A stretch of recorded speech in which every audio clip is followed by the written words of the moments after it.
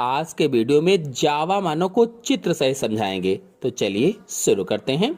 इसके जीवाश्म Eugene Dubois को सन 1891 में पूर्वी जावा की सोलो नदी के समीप लगभग 17 लाख वर्ष पुरानी चट्टानों से मिले हैं। मतलब यूजीन डुबोइस को सन 1891 में इसके जीवाश्म मिले हैं। और कहाँ से मिले हैं? तो सोलो नदी के समीप मिले हैं और 17 लाख वर्ष पुरानी चट्टानों से मिले हैं।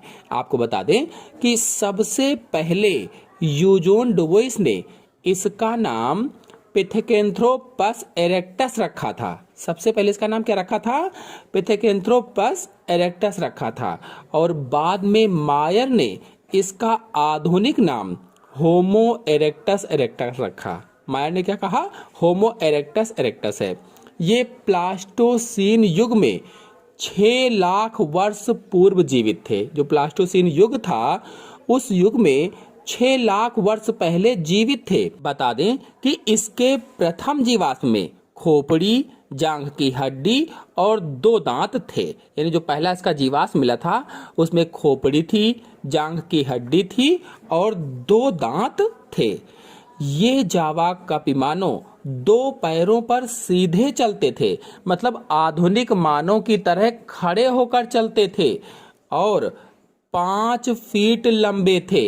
मतलब जावा मानव 5 फीट से अधिक लंबे होते थे और 70 किलोग्राम भार के थे। मतलब इनका भार 70 किलोग्राम था और इनका माथा छोटा व तिरछा होता था। यानी माथा कैसा था? छोटा था, तिरछा था। चेहरा प्रोनेथस, ठुड्डी अविकसित, जबड़े भारी व बाहर को निकले हुए थे। यानी जो चेहरा था वो उदहन प्रकार का था और जबड़े भारी थे, सामने की ओर उभरे हुए थे। और दांत कैसे थे? तो दांत बड़े बड़े होते थे। जो जावा मानव थे इनके कैनाइन दांत बड़े बड़े थे। नेत्रों पर भौहों के अस्थिल उद्रेक उपस्थित थे और जो नेत्र थे उन भौहों पर उद्रेक उपस्थित थे। यानी नेत्रों के ऊपर भौहें मोटी मोटी थी और उभरी हुई थी और अस्थिल उद्रेकों वाली थी, अस्थियों वाली उद्रेक थे। और आपको बता दें कि इनकी ठुड्डी अविकसित थी। यानी जो ठोड़ी थी, जो चिन्ह थी वो अविकसित थी, विकसित नहीं थी या फिर अनुपस्थित थी। और इनकी कपाल गुहा का आयतन 950 सीसी था। मतलब हम ये कह सकते हैं कि इनकी कपाल गुहा का आयतन लगभग में 900 सीसी या 950 सीसी था, लगभग में। और अपने पूर्वजों से अधिक बुद्धिमान थे। जो इनके पूर्वज थे ये अपने पूर्वजों से अधिक बुद्धिमान थे। और साथ साथ ये पत्थर के औजार बनाना जानते थे।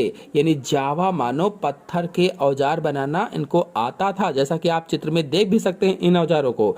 और अग्नि का उपयोग करना भी इनको आता था। यानी आग का उपयोग भी करते थे, औजार भी बनाते थे और भाषा के विकास में प्रयत्नशील थे। मतलब इन्होंने किसी भाषा का विकास भी कर लिया था। ये गुफाओं में वास करते थे। मतलब ये गुफाओं के अंदर छोटे छोटे समूहों में रहते थे, गुफा के अंदर रहा करते थे। सर्वाहारी थे, मतलब सब कुछ खा लेते थे। कदाचित नरभक्षी भी थे। यानी कि ये नर का भक्षण भी करते थे। इसलिए कहा गया कि इनके नरभक्षी होने के प्रमाण भी मिले हैं। ये जावा अफ्रीका व चीन में मुख्यतः पाए जाते थे। कहाँ पाए जाते थे? तो अफ्रीका और चीन में मुख्य रूप से पाए जाते थे।